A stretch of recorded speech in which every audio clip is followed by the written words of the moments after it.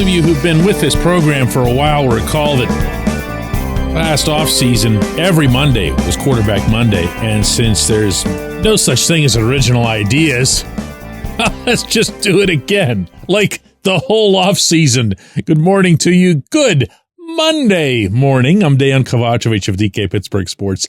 This is Daily Shot of Steelers. It comes your way bright and early every weekday if you're into hockey and or baseball. I also offer daily shots of Penguins and Pirates. The same place that you found this.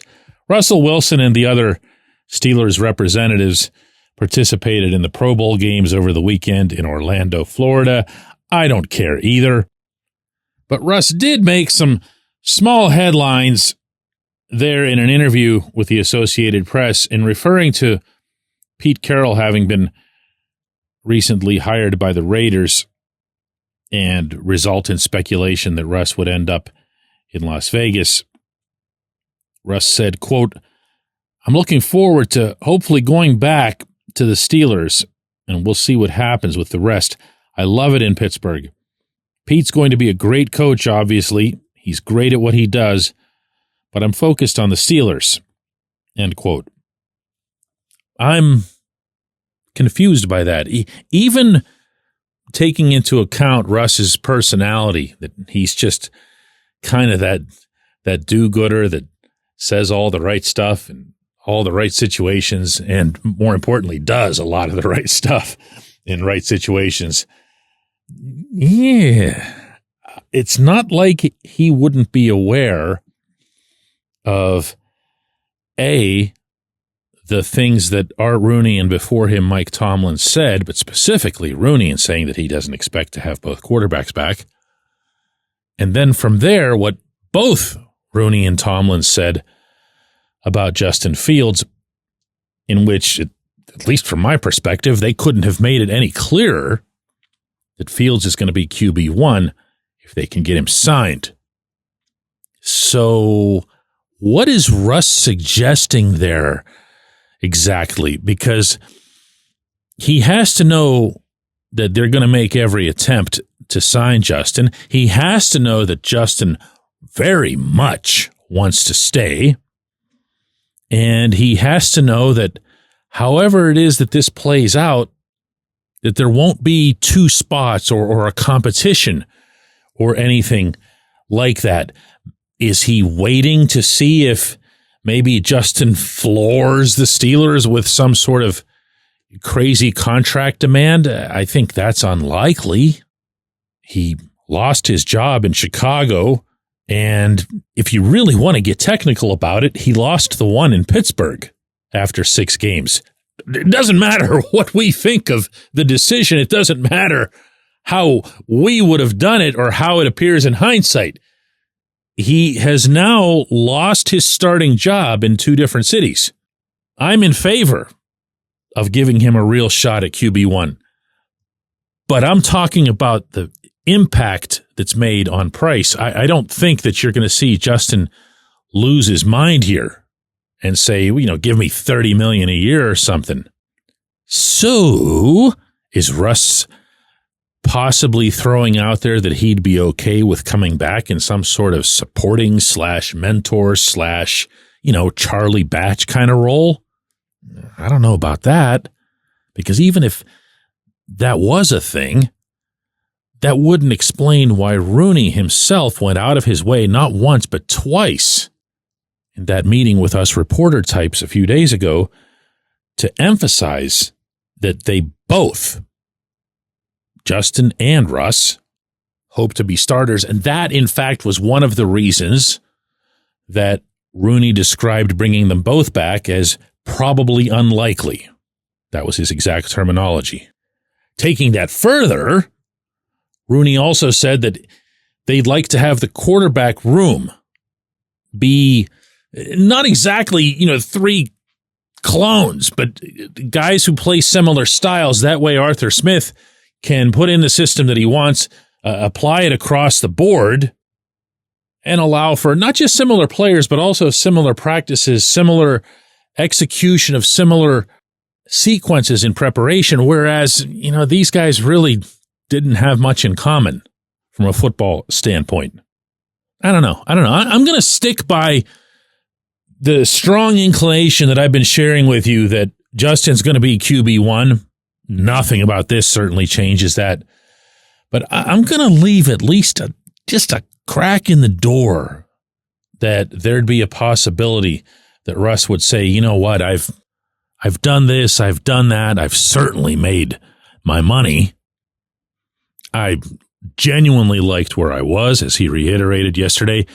I've got 2-3 more years of doing this, and, you know, maybe this is even better than going through 17 games. I don't know. I'm just throwing it out there because, look, one way or the other, guys, Justin's going to need a strong number 2. He's going to need a reliable, respected 2 who can plug and play, and it's not going to be whoever the draft pick is. And I'm very much presuming that the Steelers are going to invest a pick in a quarterback, maybe a prominent pick, but it doesn't mean that individual is going to be, you know, thrown right into the wolves. That individual is almost certainly going to be your 3 in some capacity, at least in the first season.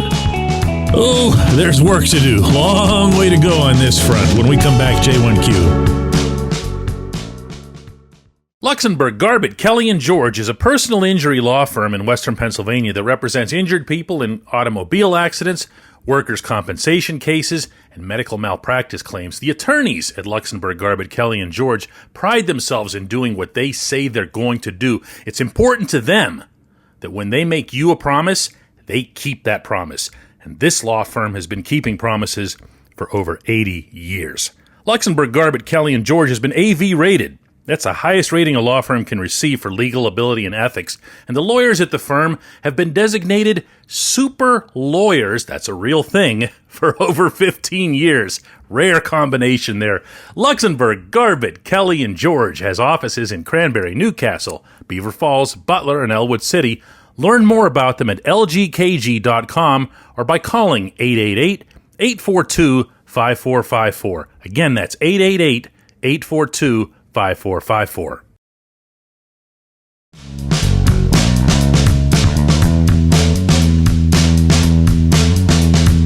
Today's J1Q comes from Jacob, who asks, DK, the Steelers' way doesn't fire coaches right after the season is over. They wait until all the good coaches are cherry-picked by the other teams.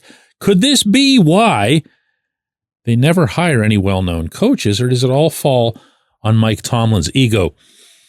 A lot of different things you threw into that, and I'm going to cherry pick my own pieces of this to comment on, because your reference here to the Steelers' way doesn't fire coaches right after the season over. Actually, they usually do. They usually don't wait anywhere near this long to have these types of discussions, especially when, if you're looking at some of the guys that they're likely to lose, and they've both hinted at this, meaning both Art Rooney and Tomlin, that it'll be guys on expiring contracts. Well, those are known things. And the only one they've lost to date is Aaron Curry, the inside linebackers coach. And I believe, unless I'm mistaken, that he signed with the Jets. And he did so without ever having been announced as having lost his job in Pittsburgh. Even though, given a semantic or two, it's kind of a lateral move for him. I believe he's linebackers coach there, whereas he was inside linebackers coach here. And to another point, the cherry picking, or the timing of the cherry picking, really wouldn't explain why the Steelers tend to end up with such a, what's the word I'm looking for here? Too early in the day. Oh, I know. Blah. It's a blah group of coaches that they tend to amass. It's never one where you go, whoa, can't believe the Steelers got that guy. I don't think that has anything to do with their timing, waiting for others to scoop up whoever appears to be available. I'm with you, however, on the Tomlin/ego thing, purely within the context that he has to be the guy. He has to be the guy in every setting, in every room, in every situation. I don't think that's exactly a knock on him. If I was hiring NFL head coaches, I'd want someone with that personality as well. Now, I would also want one who'd have the bonus flexibility to be able to say that others might have better ideas than my own. Others might be able to better organize than I do. Others might have a more modern concept of some of football's additional intricacies that come along season after season after season. And if those individuals did exist, and if those individuals were added, I wouldn't be all that offended if they flew completely in the face of stuff that I'd been saying for 18 years. But that's not the situation, and that's one of many reasons that I publicly called for a change at head coach in the aftermath of this collapse. Because without that change, I don't believe that anything can change culturally, operationally, tactically, really in any form. Jacob, I appreciate the question. I appreciate everybody listening to Daily Shot of Steelers. Don't forget, Double Shot is back this afternoon. The premiere will be up at 4:30 p.m. Eastern, wherever it is that you happen to find videos and podcasts. It'll be everywhere. And this program will be back tomorrow.